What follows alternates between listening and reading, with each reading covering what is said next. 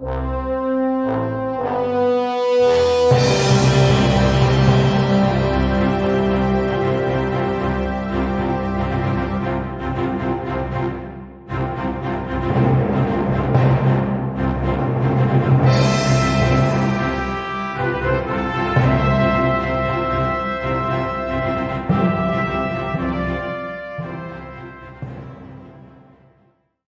welcome back to Future Path. And once again, we are back with Daniel this time again. And for those of you who are here for the first time, and if you don't know who's Daniel, I would really urge you to look up the previous podcast and you'll get to hear his beautiful journey, very exciting journey, and through the Web 2.0 to the metaverse world. And please get that, catch that, and come back here so that you will enjoy the part of metaverse campus that we're going to talk about and what and how of it.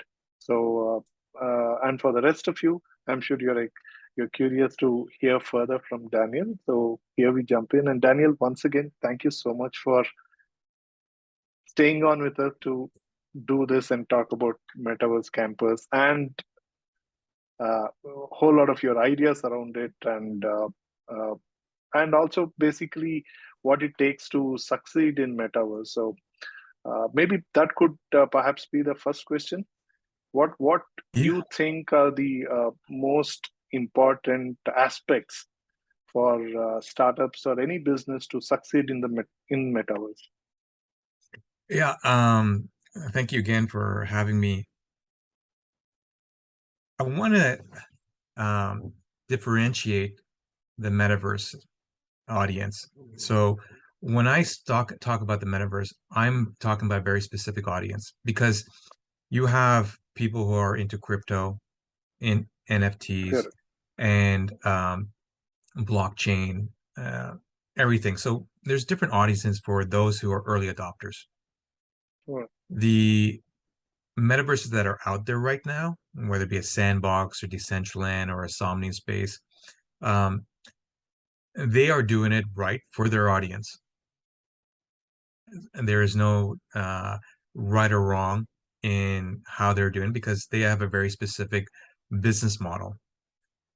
When I talk metaverse, specifically for my audience that I'm looking for, I'm going after the non-tech savvy, the individual who doesn't understand the word metaverse. And if I say it, they haven't even heard about it, let alone understand how to get inside of it.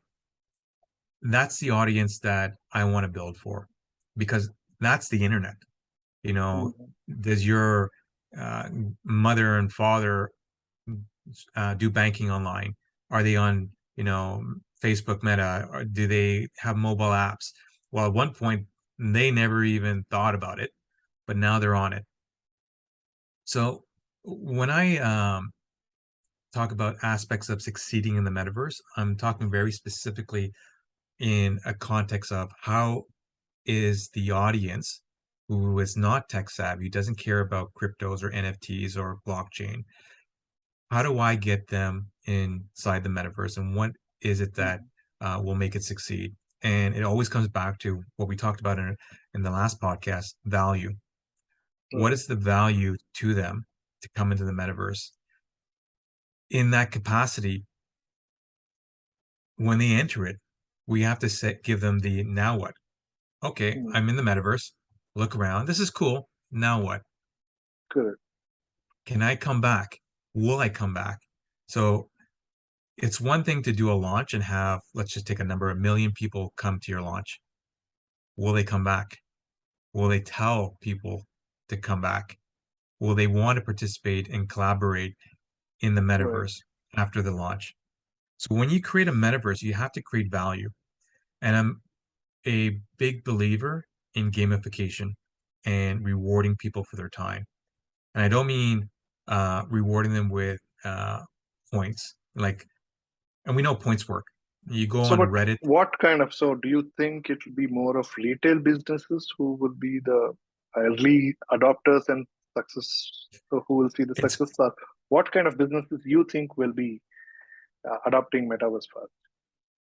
I think it's almost like a chicken or the egg kind of thing. Um, Businesses won't go in the metaverse if there are no users, and Right, users won't go in the metaverse if there's nothing really to do. I'm talking about the average right, person. right. So there needs to be, and this is what I'm kind of working towards. There needs to be a solution to drive people in the metaverse. And when we say that, we have to talk about desires versus needs. So I'm in Canada. We have winter. People need winter tires, but they'll put it off as long as they can before they get their winter tires, or they need to do the taxes, and they'll push it off and maybe not even do it. So the need doesn't really drive people. Desire, however, I desire to go to Las Vegas or buy that big screen TV. Can't afford it, but I'll put it on my credit card because I desire it. I desire to attend that concert. They're only here once. It's $400 a ticket. Can't afford it. I'm gonna go do it. So that's the average person, you know, Mm, mm. live beyond their means for the desires that they want because they live for the desires. If we can bring in desires into the metaverse, then we can capture an audience because they're going to go into the metaverse for something that, and this is really important, they can't get on the web, they can't get on an app. Otherwise, they're not going to come in the metaverse. So the experience and the value has to be exclusive inside the metaverse. And what I mean by that Mm. is, can I get this t-shirt that's on Amazon for $10 off if I buy it in the metaverse? Can I attend this concert streaming that's not streamed on Netflix, not streamed on YouTube? It's being streamed inside this metaverse lounge. And can I um, buy this one of a kind product because it's only being sold in the metaverse for exclusive metaverse members? Netflix is also exploring metaverse, by the way. Sorry? Netflix is also exploring Oh, metaverse. yes, So, yes, yes. so, Uh, and oddly enough, there are banks in India who are actually creating, building a metaverse. And I know somebody who's building uh, a metaverse application for metaverse for the bank is being built by someone I know. So oh, that's wonderful. I was asking them, what is the point? What are you going to do with this? They said, oh, I'll give you a demo. And I was in his office. He asked me to put on the Oculus, the Meta Gear. Yeah, And so this is how it is. And you can interact with the manager. You walk into the thing. So, I mean, uh, it's just experience, right? Point is, do we need that experience? What I can probably do it in 2 minutes, I go and find so much of distraction in the metaverse exactly. and spend 20 minutes around it. Uh, uh, so I think uh, at least whatever little I have seen in the metaverse so far, it's not really the value, right? It's the frill, it's the fad. Yeah, It's it's nice the to sizzle. have. Yeah. Yeah, So let's take that example. I see no value in that other than it's a gimmick to yeah, it say is. we're in it. And I even The, asked, so why do you think the bank just wants to be the first one to do it in India? Exactly, they want to do it, so we'll do it. But so now the bank, if they really were smart, would attach a monetary value of experiencing the metaverse. Maybe they get a savings account with an extra point for 6 months if they come into the metaverse and deal with it. Because now they're getting a captured audience who they know is tech savvy, who has gone into the but metaverse. tell me, Daniel, see, you spend $100. In this case, it's probably few $100,000 to create something, and to get customers onto it, I'll spend another few $100,000 by offering them some freebies. Then what? And most importantly, this is still gear dependent. How will metaverse thrive with dependency? I mean, that's a huge Yeah, limitation, right? and that's exactly what I'm working on. So, um, if we did I answer your question by the way, just to make sure? No, no, no. uh, So, uh, I mean, yeah, immediately I think that triggered you to uh, Yeah. what you're working on. But yeah, please answer this and then we'll jump there. So, Or if you think what you're working on is going to be the answer, then we can go there itself straight away. well, it taps into it. So, succeeding in the metaverse, and again, Okay. clarifying, I'm talking about a metaverse that the average person will jump into. Mm-hmm. Um, is they have to be rewarded for their time Correct. in an in real life situation, whether it be Right. a discount, a product that Correct. they get, access Correct. to content. So they have to be able to get something that they can Right. only get in the See, metaverse. correct. But my only take from a business point of view is that that has to still remain meaningful and tangible even as a business, right? It can't be that I spent 100,000 to make good of that 100,000. I spend another 200,000. Yeah, exactly. So that's actually, and I'm sure you're going to ask me about it later on, but it's actually the platform that I'm building out um, will answer that question. And Perfect. my Okay. work with the World Metaverse Council exposes that to a larger audience within cities. So I'm sure Fantastic. we'll talk about Okay. that a little later out. All right. Okay. So, since we having brought that conversation anyway, how do you see AR adoption, AR device adoption in the metaverse? Or do you see anytime sooner that AR will also come into the metaverse? It's largely a VR play for some more time. Um, AR is going to be what really pushes the marketing of products and services. So At like a physical level, right?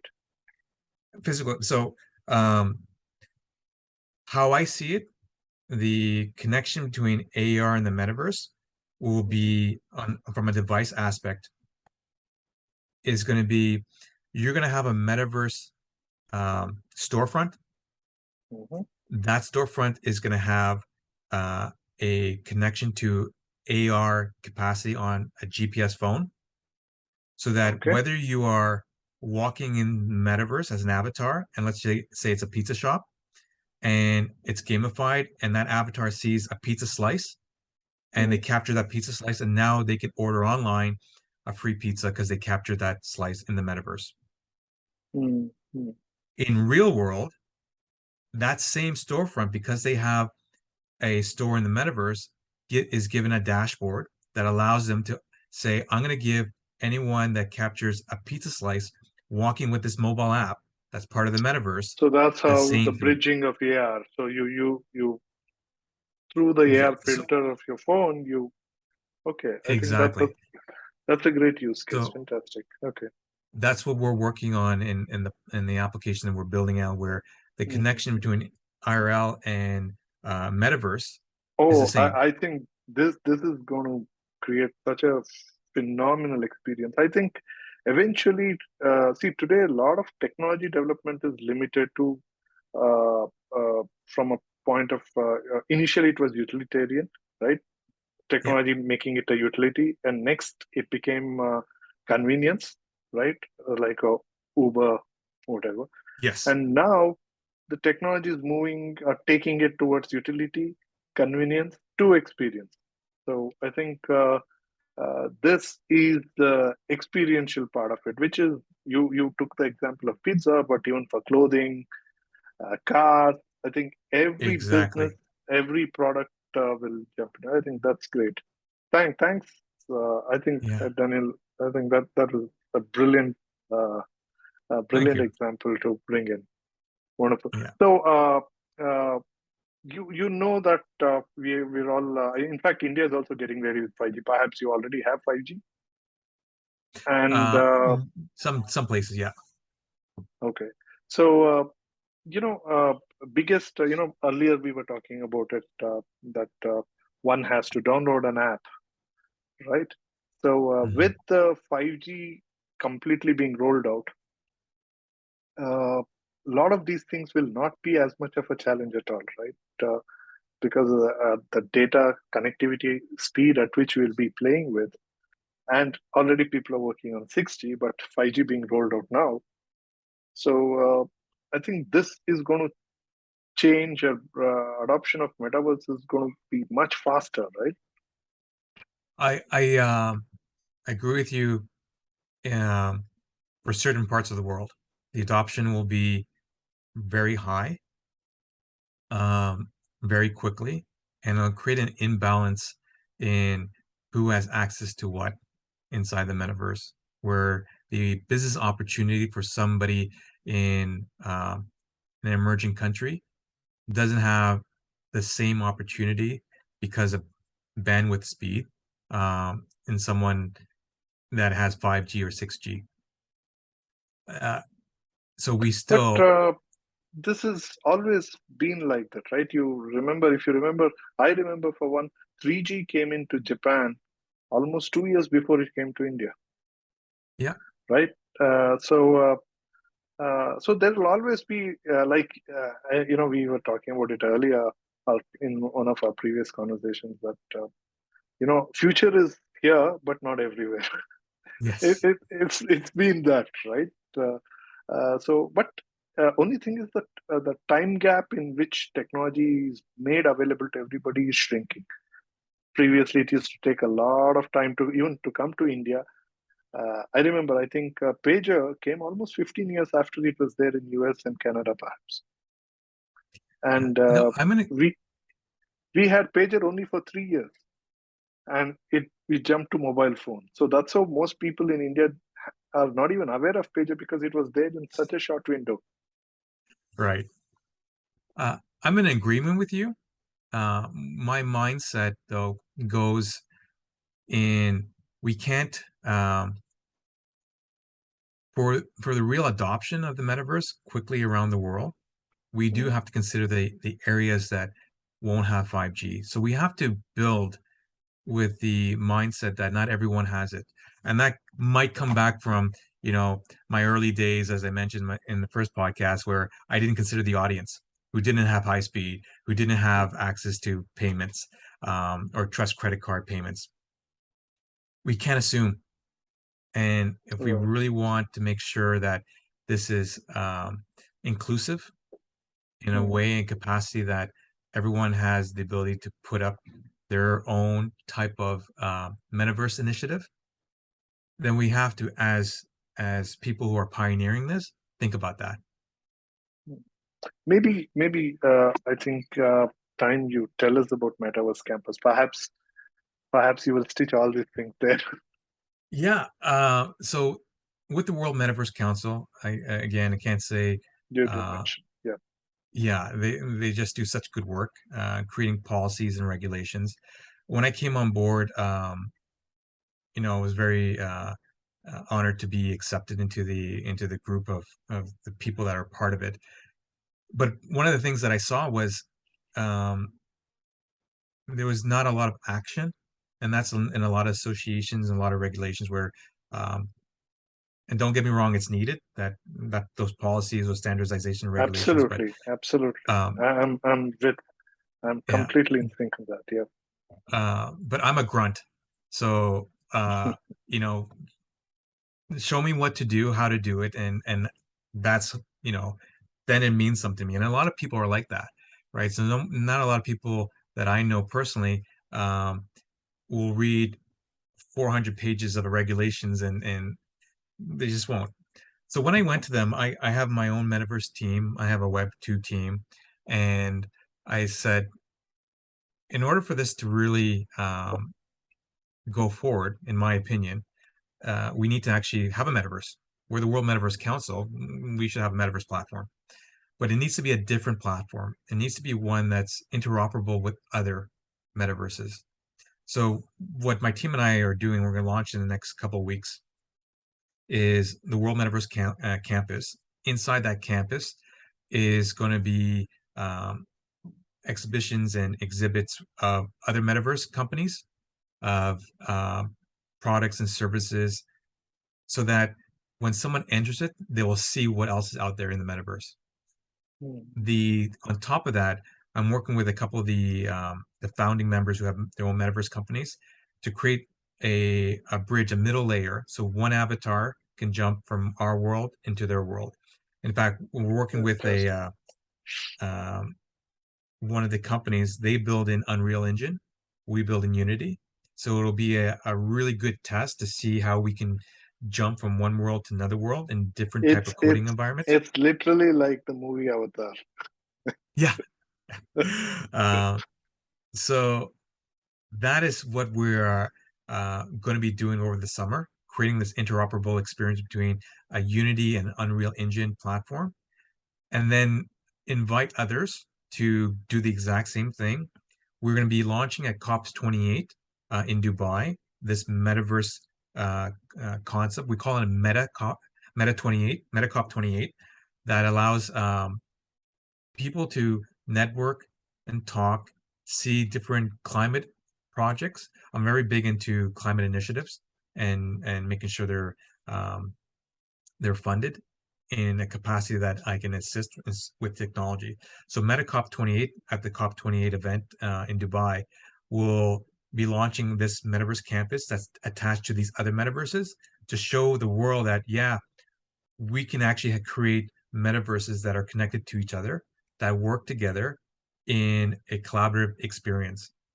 We need to work together. We need to make sure that no one company dominates the metaverse because that will not be good for anybody. And we've seen it with social media. We've seen it with storefronts. We've seen it with any type How, of yeah, how will you make sure that? Because see, we humans are so tuned to being the pecking order, right?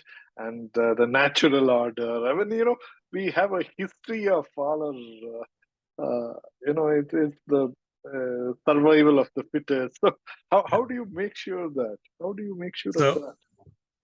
um, through the World Metaverse Council, we have been able to connect with organizations like the United Nations and their Codes Initiative, the Commonwealth, even so much as participating in a proposal for the EU to create a global metaverse community between cities.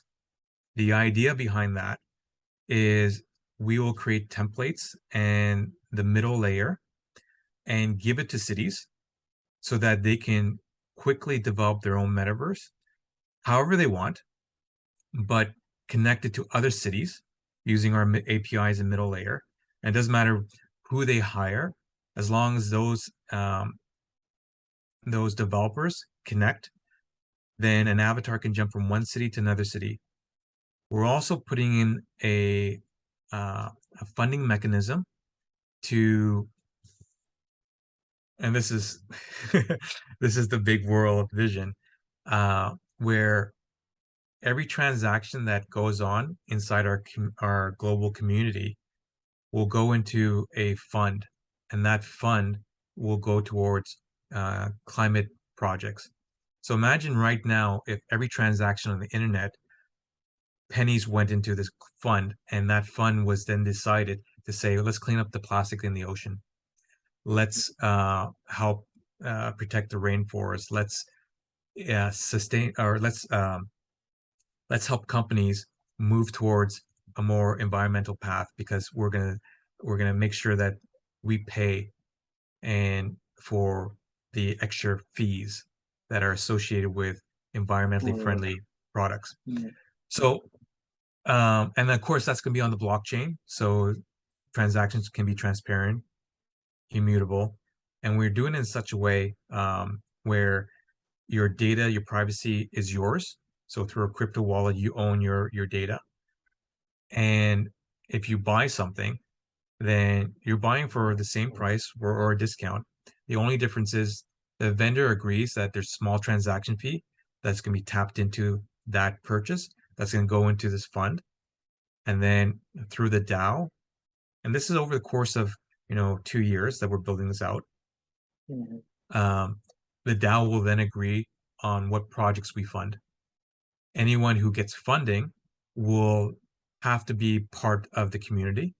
They will have to mm, say where the money is going to, and they'll have to agree to be audited so that the CEO of a company doesn't take $5 million because we gave $50 million for a cleanup. Uh, that will be part of the whole regulations and policies that we're putting together. So to answer your Mm, question, how we're doing that is we're working with the business communities within the cities, because working with the governments is really hard.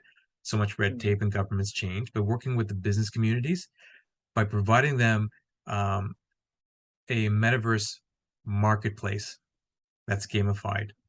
So I mentioned in Right. my past, See, I work with startups. I like to make sure or see every startup succeed, but at the same time, yeah, I've been an entrepreneur for the longest point of time in my life, in fact, and I've built successful business. I've also failed miserably.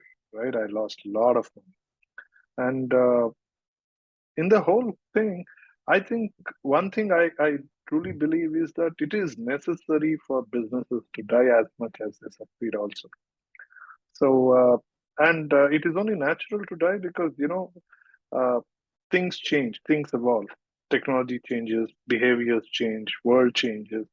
So, if you try to say that you will ensure, I think economics or economy is the only true scale to make sure that some business should be alive or should die, right? I mean, of course, if an entrepreneur is able to adapt to it, he will or she will survive, change the business model, perhaps even change the very business and continue to thrive, right? Like businesses.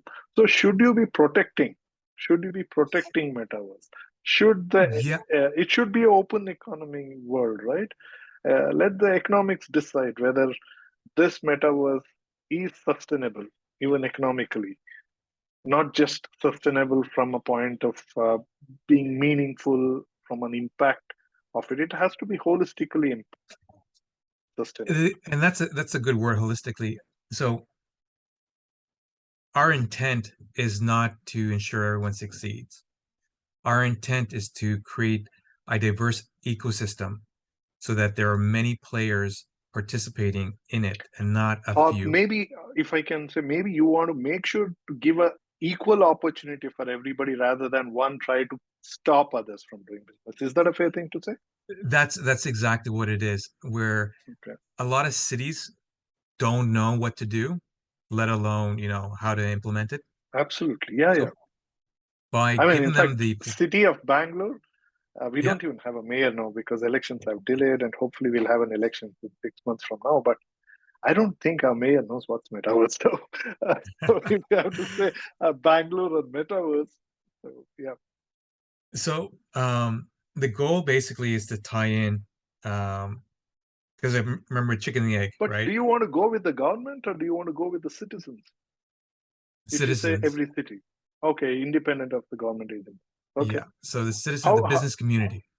business? Okay, how do you pick? I mean, is there a Uh, framework? Have you got a plan of action? Okay, yeah. this is what, and you call for. So Is there a shout out that you want to give so that our listeners or audience there's can three look up? components to this.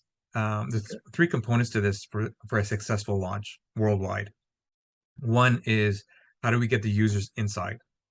Because right, with no users, no one's buying anything. correct. Um, how do we get the vendors involved? And how do we convince them to give discounts? Because that's a key part of it. If I can buy the same product on Amazon, I'm going to go to Amazon. But if I can get this product for cheaper in the metaverse, then that gives me incentives. So what we're doing is we're creating dynamic storefronts where someone can set up a storefront very quickly inside the metaverse that's tied into our vendors marketplace, which is Web 2. So you may not Mm, understand the metaverse, but you can create a storefront, log into your dashboard, upload your products, assign your discounts, and it shows up. And right, you never have to walk into the metaverse as a business owner. mm, It's just right, there. right. Um, and we're only charging you until you make the first sale. So there's no, you're not spending hundreds of thousands of dollars. You're only until there's actually a sale will you get charged. Now that's great.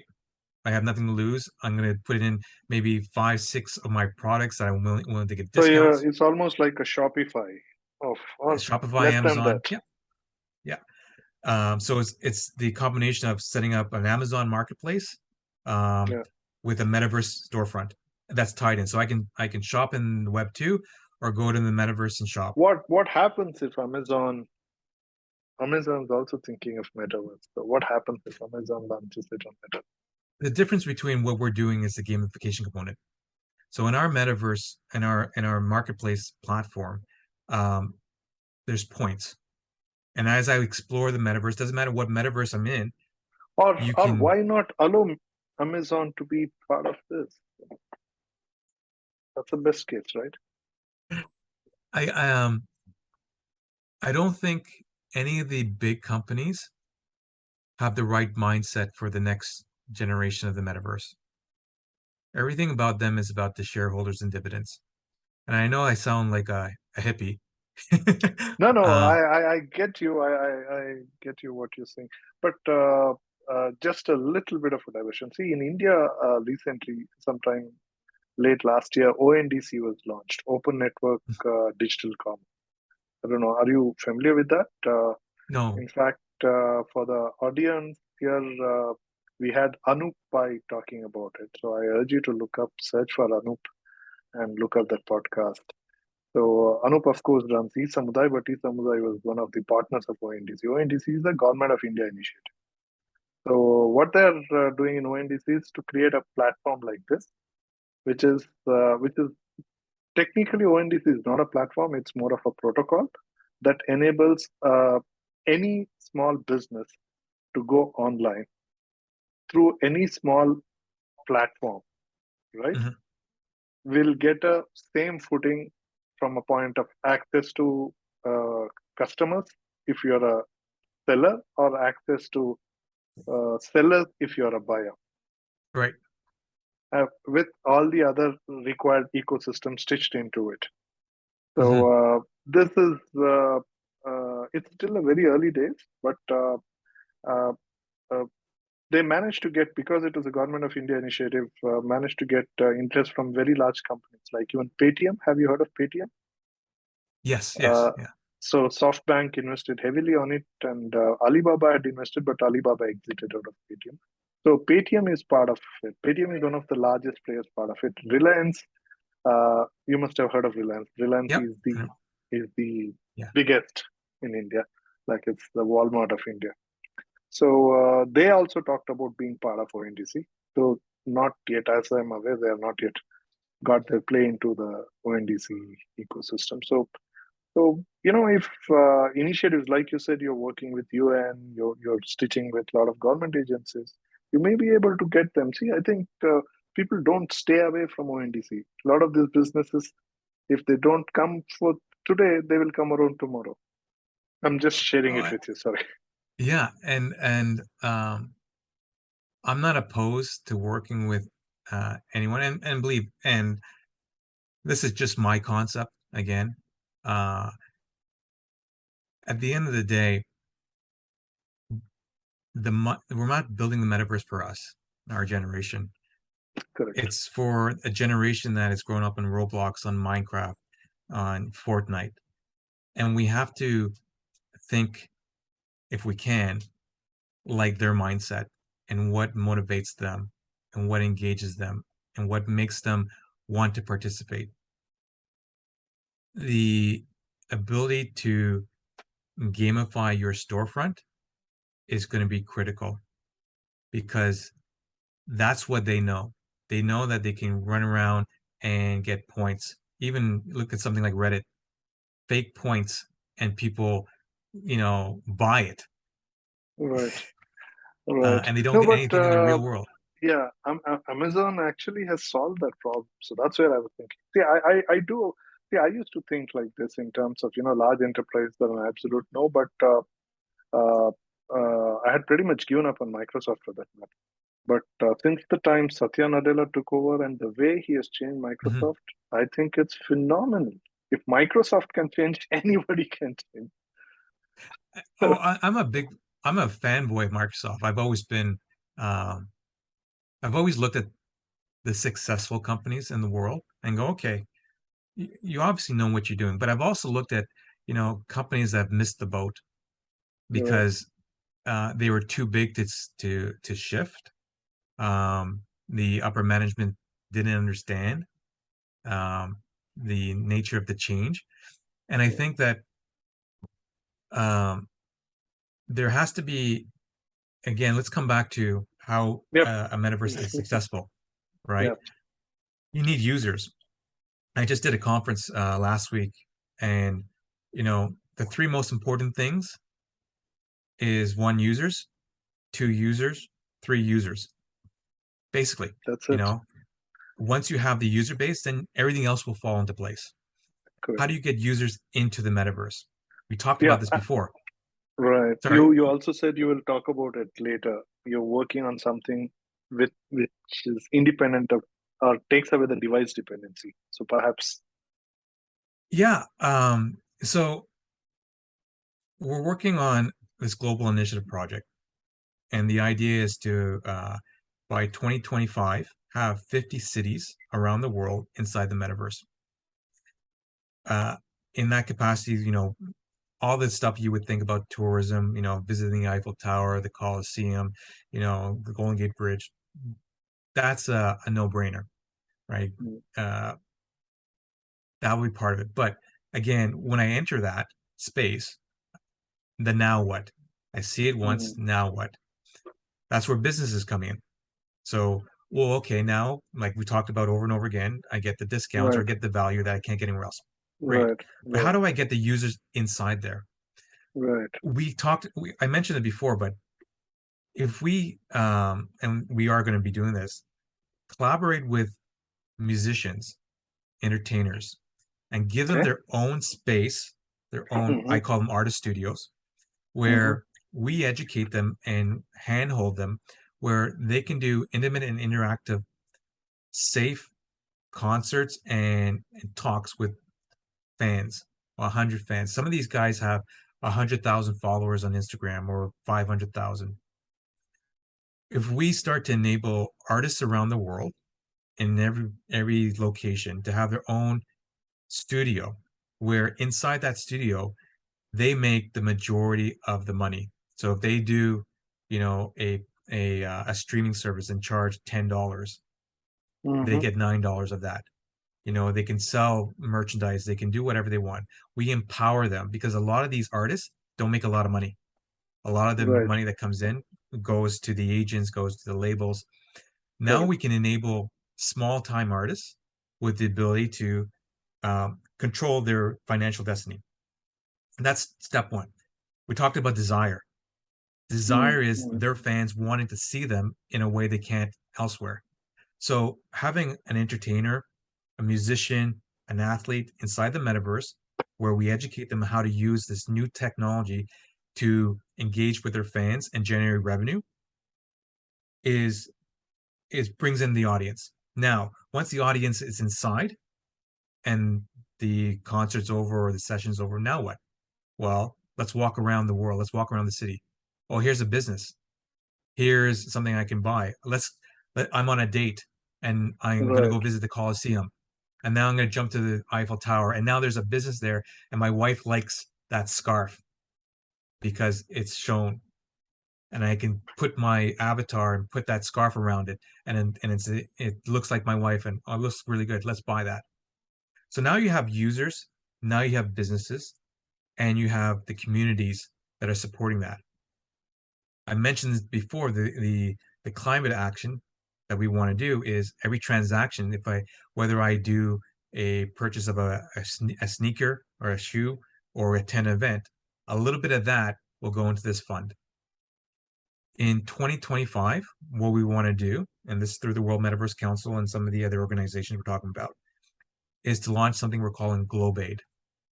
GlobeAid is similar to what Live Aid was back in 1985, where all the Mm-hmm. musicians around the world got together and had a relief fund for Africa.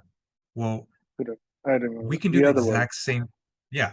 So we can do the exact same thing with the metaverse community. All the cities around the world putting in their entertainers and athletes, game developers. So you can have your gaming events on, whether it be Minecraft or Fortnite, or people will like to watch that stuff. And we're not asking for donations. We're asking you just to participate and buy things you want. Correct. When you buy things, it goes into From that a fund. share of your profit, you're putting it aside to that fund. Yeah, exactly. And it's no different than how I put it is it's just part of being on the platform. That's your business fee for being on the platform. Yeah. Uh, so this generation, I talked about, we're building the metaverse for this generation through audited smart contracts, through blockchain. We can make things transparent. We can make things so that people can trust because they see where funding is going, Yeah. and then you can support the right businesses. Now that model, when you put that into one city, two cities, 50 cities, all of a sudden, the next time you want to actually eventually get into the metaverse, are you going to create your own metaverse? Or are you going to go into the community where now we have users who are being entertained by their favorite musicians, seeing their favorite sports athletes, and having fun, and then getting discounts. And then, so now it creates a global community. Now it creates this type of ecosystem where no large corporation can come in and say, hey, we're going to buy this all out. You can't, because everyone Correct. owns their own little spot. Correct. That's the initiative we're doing. So once we launch in That's that, 2025, yeah, that's really grand. No, I am still very curious about what is it that you're doing to take away the dependency on the device. well, the device itself, we're working strictly with desktops and laptops first, Mm. and doing a component for the mobile phone. Billions of phones out there. So we need to go into that market. My belief, and my personal belief, is that the next big device that everyone will have is the glasses. And I don't mean the big ones. I'm talking about, the glasses that are connected to your phone that will allow you to see portions of the metaverse, will allow you to see augmented reality. So you're going to see people walking around with the glasses, and that's going to be the device that connects them to the metaverse because Like the Google Glass kind of a Google thing. Glass, that will be uh, what happened with the mobile phones. The glasses will then be the next device because now you can see discounts. Now you can capture those avatars. Now you can actually engage in the gamification. Now you can see the murals on the wall come to life. But so far, the Google Glass or even the uh, Snap Glass, all those things are mostly augmenting the reality. They are not really uh, pushing the person wearing it into virtual reality because they are actually suggesting that we wear it in the real world, right? When you're walking around. So if you are wearing it and also are taken to a virtual reality, then it could be disastrous. It's going to be disaster at first. It's no different than people walking around with their phones set down. Everyone walks. I go down Toronto. Everyone's like this, and they're bumping into each other. Uh, I don't think we can get around that. Um, what I do see maybe in 20 years is glasses that have sensors that detect that you're going to walk into a wall, no different than, your EV car that has sensors. So that'll all be built in where there's proximity around it and you're walking around and well, watch where you, yeah, but see, uh, there are already implants happening, right? So I have few friends and cousins who got a correction surgery done, so they don't even yeah, have to wear glasses. Their eyesights are like super. uh, so probably those correction surgeries will go to a point where they will do a small implant there, so don't even have to wear. So that implant will talk to the phone, and I completely believe that. I completely believe that. I think that'll be, you know, the next generation that isn't even born yet. Um, that'll be their future because it'll be accepted. I think us and you know the current generations are too afraid of being cyborgs and being controlled by a corporation because you have a mind implant. So glasses will be the first step, and then people will be like, "I'm tired of losing my glasses or breaking my glasses. Just put it in my head." No, but to be fair, we've had, if you refer to even one implant as a cyborg, we've had people with pacemakers for more than 50 years now, right? Difference with that is that's a health issue. They needed to survive Yeah, versus, um, you know, implant. I mean, you and I come from the same generation. I don't think either of us would want to be implanted with anything that can be controlled by some corporation.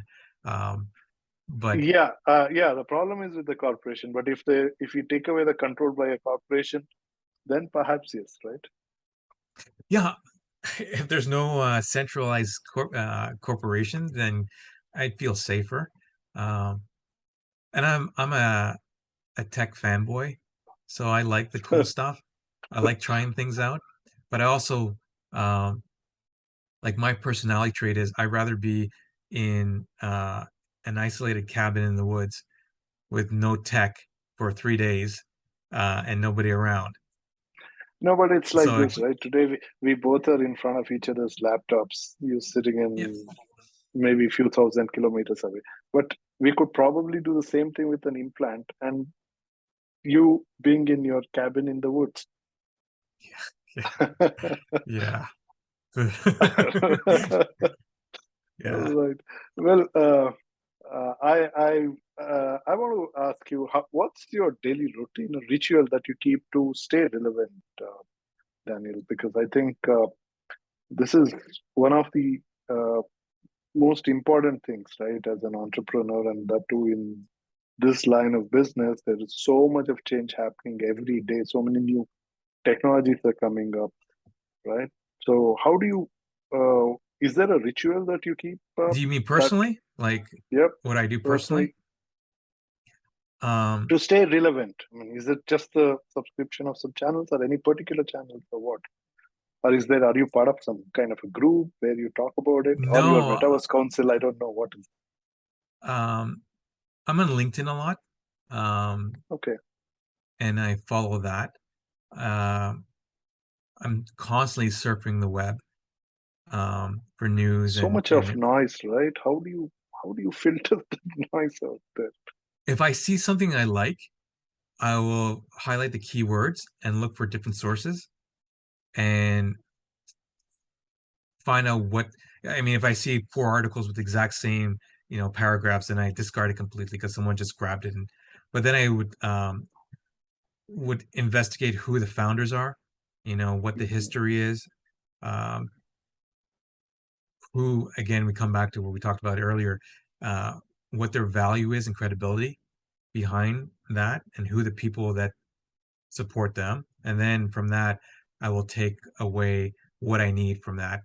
Uh, So you I you really surround. like to dig deep. You just don't just go with. Oh, yeah, yeah. I'm very much of a. I need to know depth rather than surface. Uh, and I surround myself with people that are way smarter than I am in very specific areas. How do you And do that? I mean, just curious. I mean, do you things like plan this. to do that? Yeah. No, things like this. Like now with you, I have a comfort level and a resource that, you know what? Have you talked to this guy before? Or I've seen you in podcast. What was he like? Or what was she like? And then I can ask you questions and find out for myself before I put forward. Um, and I find that, if we go in from an entrepreneurial standpoint, a lot of us are looking for seed capital and with investors. And you have to look at who that company is, um, who have they invested in before. Right. Do you want to be associated with that? Is that person someone that has the values that you have? Um, and if you take that diligence Yeah, or the it's so money very factor, important. Right. then you have to It's take that just not same, money. It's not just the yeah, money. True. it's Where not where it's come from and what is the baggage that he brings to you? exactly. And I think from that, you take that mindset and apply it to every area. So if I'm looking at new tech, well, where did this new tech come from? How long has it been? Who's used it? And what is the resource hog on it? If I'm looking at a new type of, say, project management tool, well, does it give me anything more valuable than what I'm using right now in Asana or in a Microsoft product or whatever the case might be. That's its depth. And I'm fortunate that I have a really disciplined mindset, and I got it from you know Caribbean parents, West Indian parents, right? And and then martial arts. So I've grown up with that mindset. Um, and then there's a gut feeling. See, sorry for the digression. For Yeah. us in India, West Indies is cricket. Do you play cricket? I don't, but I know a lot about cricket. Okay. Uh, No, for us, West Indians are the best cricketers. So you yeah. grow up watching that, and that too. I mean, yeah. Anyway, it'll be. I guess since you Yeah. know about cricket as well, we'll just end up talking too much about Yes. it. But yeah, so you don't play cricket. No, I spend too much time. And you can ask my wife. I spend probably 14 to 16 hours a day working. Um, and when I say working, this is work for me. You Right, know, right, this is researching and managing and stuff. I'm building something that I want to build. If I was a billionaire right now, I'd be doing the exact same thing. A lot faster, but this is what I want to do in life. I want to make sure that um, I participate with the right people to make sure the metaverse is done the right way. right. And I'm not exaggerating. This is really important for the rest of humanity because How this do is you? where yeah. Yeah. So how do you see the governance playing a role in this to make sure this aspect of doing it right? Yeah, governance. Um, I know well, you on did mention chain. that Metaverse Council is talking to. I mean, you have big connects, UN, and all that. But how do you see this? Is there? Are you coming up with some kind of framework and getting governments Yeah, signed up? Are you talking to governments? yeah. Well, the World Metaverse Council is talking to governments right now. So in that Even in capacity, I'm Canada, associated through. Well, the World Metaverse Council, primarily in Europe, in okay. Australia, we're talking to the governments there. And are Um, they? So governments are. How is the they're very response? they're very interested. Is it They okay? know they need to address it, especially with crypto. Um, Bitcoin and currency. Mhm. To be honest, that's what they're most interested in. Metaverse, they don't really So see it. see, you come from a action, right? I mean, Yeah, that's what I perceive. yeah, I'm sure everybody who've heard you perceive. yeah. So from your perspective, what do you think government should do? I mean, how do you think government should be responding to it? I mean, whatever the Metaverse Council is doing from talking, they're interested. But what is it that you are asking for the council to be trying to get out of their involvement to make it Well, we first have to talk so off-chain and on-chain governance. right? Um, and we have to start with off-chain governance first, Mm, where we agree on policies and regulations, which is exactly what the World Metaverse Council is all about. And it's not just one individual, it's individuals from different countries, different religions, different cultures who are all putting their input in because that's really important that there's an equality amongst mm, mm, what we're talking about. The governments need to now listen to experts in this field and not hire someone in-house who got appointed because they were in a position to be appointed. This is so critical that they listen to the experts in this area. And the reality is, I don't think there's really any experts because it's not built, but there's a lot of people with experience that have probably a better vision of how it should go. And we're not going to get it right for sure, but we'll get it pretty close to something that's acceptable. So the off-chain governance needs to be first, where governments talk to organizations like the World Metaverse Council or OM3 or any one of these metaverse triple E councils and say, okay, you guys are working on this. You guys are passionate about this. This is your livelihood. How should we go? And then from that, create the smart contracts, Hmm. the the on-chain governance to manage it on the blockchain, so that things are done without emotions after it. Because that's what smart contracts really enable. Take the emotions out of it, take the humanity out of it, and just do the logical portions of it. An But audited smart contract, I'm how talking is about. it changing from your perspective? Do you think it is going in that direction? No, Not yet. no, I don't think it's really changing. And you know, I really don't like the idea of voting based on how many tokens you have, um, from a governance standpoint. So when you talk about governance of voting, and um, a lot of the metaverses are based on how many coins you have, and then you're allowed to vote. I don't like that idea. Uh, you have an So, 11-year what old. would be your governance philosophy then? My governance philosophy is a base, because like we talked about, there needs to be a centralized component to start off with, a hybrid version where there's a decentralized, but there needs to be a core centralized, Right.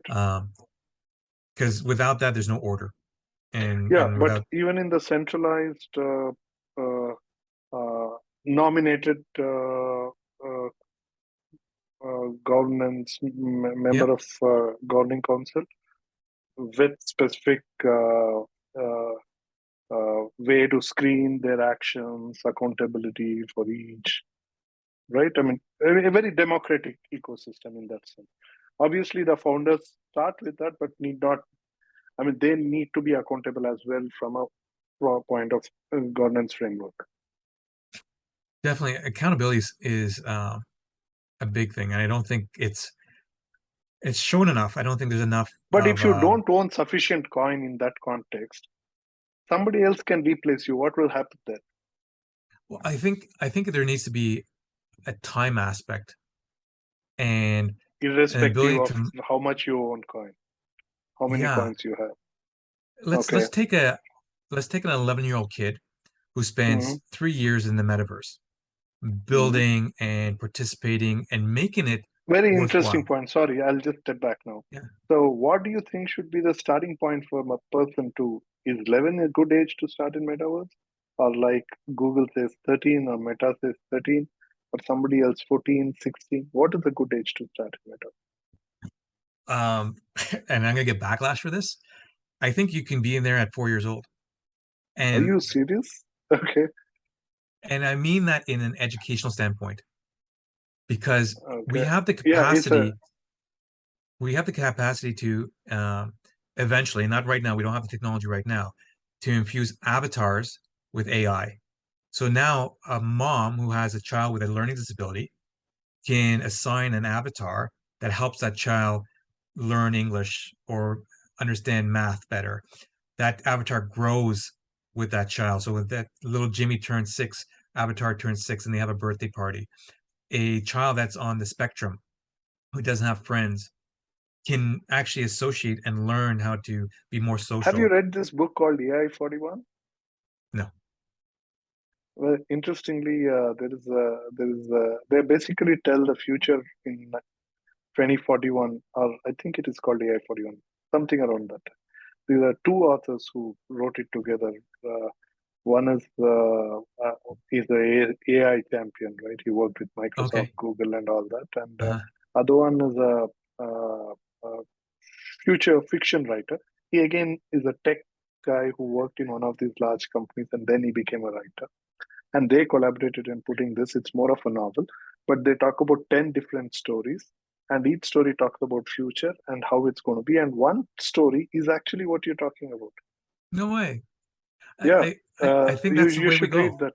I'll send that title of Yeah, the book. I'm please. just no, I think it is the I-41, and the story goes with that. I think it's China or Korea where the child grows with a avatar. So the avatar knows the child. So I'm getting confused now. So Yeah. yeah, but I think it's when you said that's what triggered me. Yeah, and like I said, I know a lot of people won't agree with this, and I understand their position, so I'm not knocking it. But there's a lot of young people that need help that they don't get. They don't have the support at home. You're looking at a world where we can't afford homes anymore, so people are stuck in their houses or in their rooms if they have that. And the metaverse becomes an escape. And if you're at a very young age and your parents are working two jobs each and they're not at home, and you don't have the ability to do sports or do extracurricular activity because your parents can't afford it, well, the metaverse eventually will be able to provide you some type of acceptance. And I mean that in a way where if I want my child to learn math or a specific science, I can assign a very particular avatar that will grow and learn and help with giving the parent full access to every conversation, making sure Yeah, everything's it needs to transparent. be controlled and monitored, at least to Yeah. have confidence. So let's take now, getting back to the question, a child that's been at 4 years old and now 11 years old has spent their entire life participating in the metaverse, building it. Look at Minecraft, look at Roblox. They build Right. these worlds. So you're now telling me that they can't have a vote on what they built because some 60-year-old guy who owns 400,000 tokens, who doesn't understand, has never spent a day, let alone, a week in the metaverse, can say what, that's not right. That's not fair. Wonderful point. Okay, now, if so, what's your take on these large companies, Google, Meta, uh, Apple? Each of those guys will be very big, very strong, very influential players in the meta. So, how do you see this Uh, playing out? I think they're going to dominate the device market, like how what Meta did with the Oculus. They can control those environments. But I really think that it's going to be a younger mindset that builds out the metaverse. Young tech companies coming out that will These guys move buy, faster. right. These guys buy people, buy companies at a very early stage. In fact, most of these companies buy companies even before most of the people know about it that there was a startup. And no, and I agree with that. The difference with the blockchain though is you can have ownership. So I can, like, we talked about buying real estate and owning property, and like in So Sandbox, you if I don't have to give buy, away equity. You can give tokens, and you still control or own it. The tokenized so world. I think if we look at, say, 5 years from now, 10 years from now, and it's a little bit more adopted, and digital real estate is a lot more accepted, and people own their land and they have a shop on there because it's right next to a concert stage that, Elton Well, John plays at. no, Sorry. I would have, I would have. You actually jumped to the future. I wanted what do how do you take these businesses to that world? I mean, how do you convince? What's your pitch to businesses to get into that world I have to get the users first into that platform. before That's you the ask first them to thing. come? It's like the chicken and egg what we talked about. That's why we're not charging anything for them until they make the first sale. So I go to a small business in a local No community, onboarding fee, nothing. nothing. Look at Twitter, look at Facebook. You know, do they charge anyone to get on their platforms? No. So there needs to be an investment of bringing these businesses on board so that there's something for someone to do and Have get. you raised money, or is that a self-funded so far? I'm self-funded. I'm in the process of trying to raise money right But now, but this would be big money required, right? Because this is so heavy.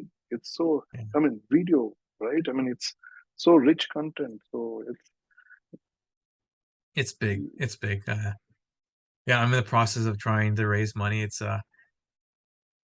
It's hard, as you know, getting in front of the right investor, especially since everything I'm doing has a climate initiative behind it. And I get, what do you mean you're giving away profits to help the world? What do you mean, you're giving away for free so you can onboard people? What's the roadmap look like 3 years, it's short-sightedness, right? And a lot of investors where they want to turn around time of 2 years and do I make my money back?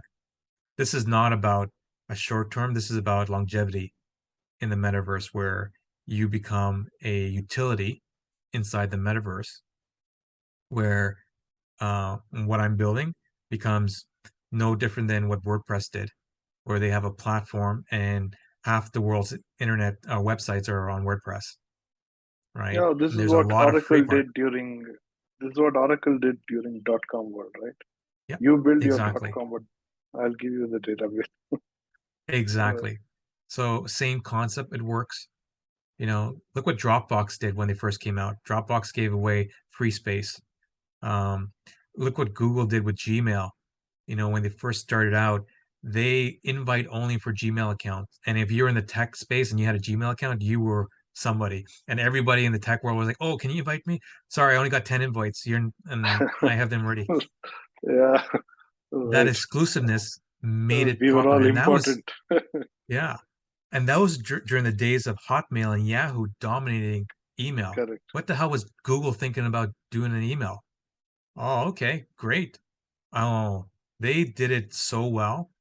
And that's what you need to do with the metaverse, where, okay, bring on the businesses, don't charge them until they make the first sale. That means it works if you got a sale. And as you get the businesses, you show them how to gamify the world. When you gamify the world, what that means now is, and I have a firm belief, and I'm sorry if I'm talking about future trends here, but I have a firm belief that the game developers will be the big marketers. Just like how you see brand placement in movies, companies will want their products and their shoes and clothing lines to be inside games.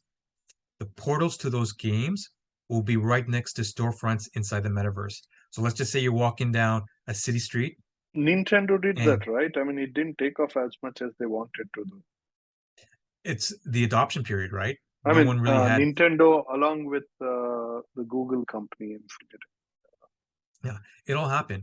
It'll it. Yeah, be, it's still the generation that needs to come into the all right. age where they're now the business people and they're the ones that are selling products.